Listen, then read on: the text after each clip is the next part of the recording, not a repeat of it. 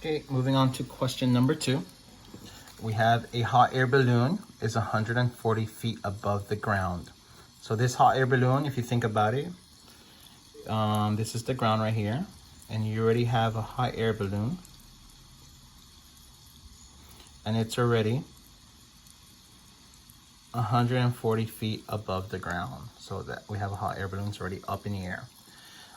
It descends 20 feet per minute. Descends means it's going down.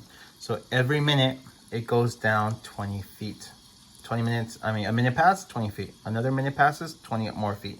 So it's slowly going down at a rate of 20 feet per minute.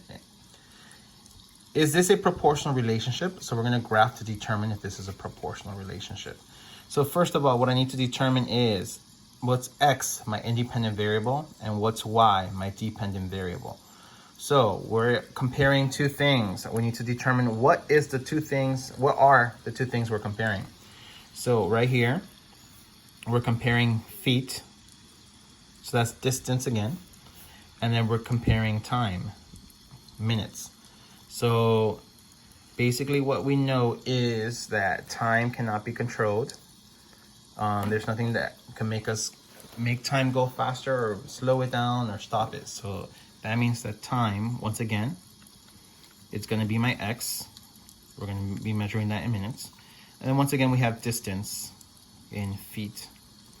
So it makes sense because our hot air balloon is dropping 20 feet every minute. So that means the more time has passed, the more it has descended. So how far it has descended depends on how much time has passed. So that's why distance is dependent and time is independent. So let's label our graph before we do anything. So I know that my X is going to be time. So I'm going to put time right here in minutes. And then I know that my Y is going to be distance. So I'm going to put distance in feet. I also have measured that that's going to be my Y-axis and that's going to be my X-axis. And I'm only using a quadrant 1 coordinate plane, this L graph, or quadrant 1, because obviously the hot air balloon cannot go underground. So there's no way it could be negative distance. And then time cannot go backwards. So that way it cannot be negative time. So I'm going to fill it in. I know that X, I'm going to put X on top, Y in the bottom. So I have time in minutes. And then I have distance in feet. So remember, we always want to check that it crosses the origin. So we always want to make sure that X and Y are going to be 0, 0. So I suggest we always start with 0 just to check if it's proportional, because if X is 0, then Y also has to be 0. Then make it easy for you. So I'm going to pick 1, 2, and 3. So this hot air balloon is already 140 feet in the air. So it's already in the air. So if 0 minutes have passed, and if I know that it descends 20 feet every minute, but no time has passed, has our distance changed? If no time has passed, is it still up in the air? Yes. Is it still at 140 feet? Yes, it has not changed. So guess what? Does that give me 0, 0 for my first option? No. So I'm gonna finish the thing. I'm gonna finish the chart, the table. But right now I can already tell it's not gonna be proportional because it did not give me 0, 0. So since it did not give me 0, 0, I know that it's not going to be proportional.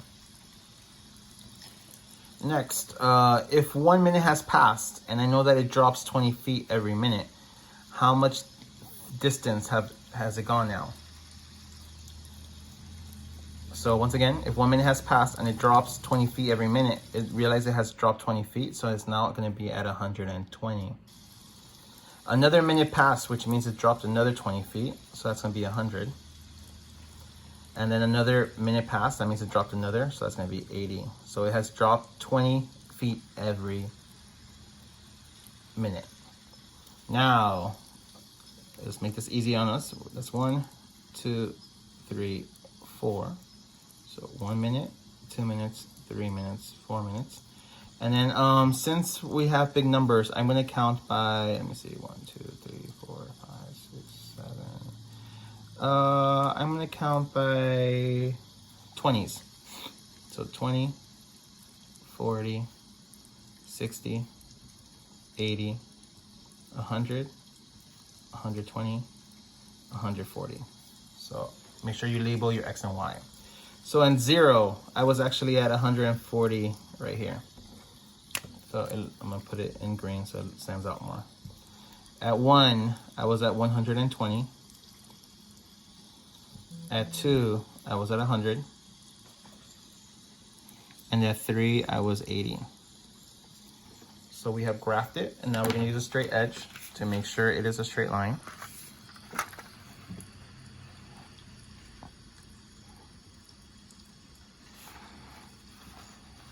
Oh, my line's a little messed up, I couldn't see.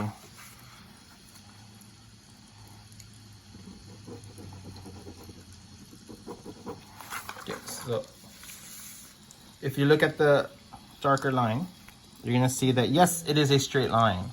So it does form a straight line. However, it does not cross the origin. It does not cross the origin. So even though it's a straight line, this is non-proportional because it must cross the origin in order for it to be proportional.